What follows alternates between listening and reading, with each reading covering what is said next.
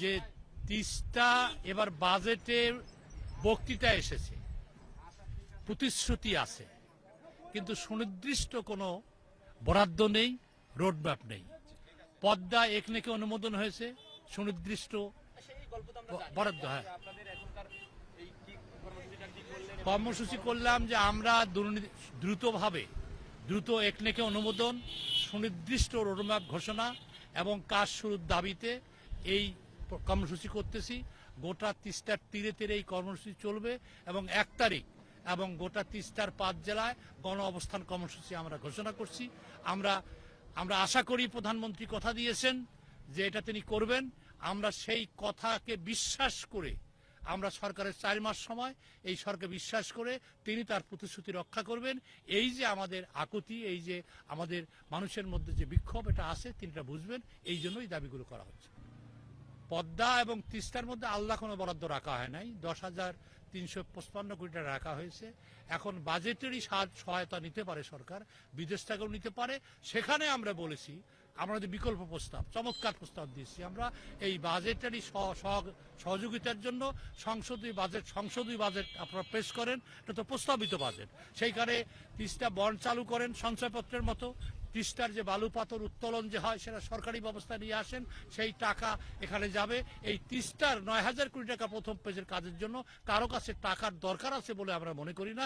ঋণ নিলেও, বাজেট সাহায্য নিলেও কিন্তু এটা ঋণ সুদ সহ আমাদের শোধ করতে হবে। আমরা পথ দেখিয়েছি। তিস্তা মহাপরিকল্পনা বাস্তবায়নের দাবিতে 1 মাসব্যাপী যে কর্মসূচি তার অংশ হিসাবে আজকে আমরা তিস্তা বাঁচাও নদী বাঁচাও সংগ্রাম পরিষদ এই মহিপুরে এই গণসমাবেশ এবং মশাল প্রজ্বলন করার মধ্য দিয়ে আমরা সরকারকে জানিয়ে দিতে চাই, আমরা সুনির্দিষ্টভাবে বাজারে বরাদ্দ চাই, আমরা বেগলিগে বরাদ্দ চাই। আমরা আর কালক্ষেপণ চাই না। আমরা চাই তিস্তাপাড়ের মানুষের যে অধিকার, মানুষের যে দুর্ভোগ, সেই দুর্ভোগ থেকে মুক্তি চাই। আমরা বলছি, আমাদের টাকায় দিয়েই আমরা এই মহাপরিকল্পনা করতে চাই। আমরা টাকা দেব, তিস্তাবাসী টাকা দেবে, দেশবাসী টাকা দেবে, প্রবাসীরা টাকা দেবে। সঞ্চয়পত্র চালু করুন, আমরা টাকা দেবো, সেই টাকা দিয়েই তিস্তা তিস্তা মহাপরিকল্পনা বাস্তবায়নের দাবিতে যেহেতু মাননীয় প্রধানমন্ত্রী 23 তারিখে উনি চায়না সফরে যাচ্ছেন, এই কারণে আমরা তাকে জানিয়েছি, যেহেতু উনি এর আগে আমাদেরকে আশ্বাস দিয়েছিলেন যে এটা বাস্তবায়ন করবেন। আমরা দাবি জানাচ্ছি মাননীয় প্রধানমন্ত্রীর কাছে, যাতে এটা বাজেটে যেহেতু আসে নাই, এই চায়না থেকে যেন এটা ফেরত না আসে। যদি তারা চায়না এটা বাস্তবায়ন করতে না পারে, আগামীতে বড় ধরনের আমরা আন্দোলন গড়িয়ে তুলবো। রংপুর অঞ্চলকে অচল করে দেবো আমরা। এই রংপুর অঞ্চলে কোনো বাস, ট্রাক কোনো কিছু চলবে না। উত্তর অঞ্চলের কোনো আমরা সবজি, চাল, ডাল কোনো কিছু ঢাকায় যাবে না। দেখবো ঢাকা শহর তারা কতদিন চালাতে পারে। আমাদের দাবি, এটা যেন সরকার দ্রুত সময়ে এই মহাপরিকল্পনা বাস্তবায়ন করে, এটাই আমাদের দাবি।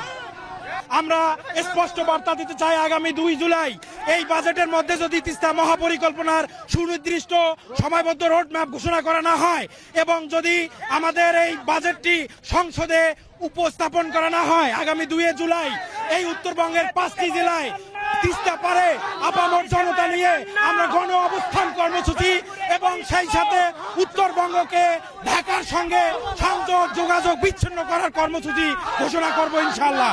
আমরা তিস্তা মহাপরিকল্পনা অনতিবিলম্বে বাস্তবায়ন চাই এবং করতে হবে। আকুল আবেদন করব যে আপনি যে প্রতিশ্রুতি রংপুর কালেক্টর মাঠে জনসভায় দিয়ে গেছেন নির্বাচনের আগে, আমরা চাই তিস্তাপাড়ার 5টি জেলার মানুষ যে আপনি এই প্রতিশ্রুতি বাস্তবায়ন করলে আপনাকে স্বর্ণ অক্ষরে লিখে রাখবে।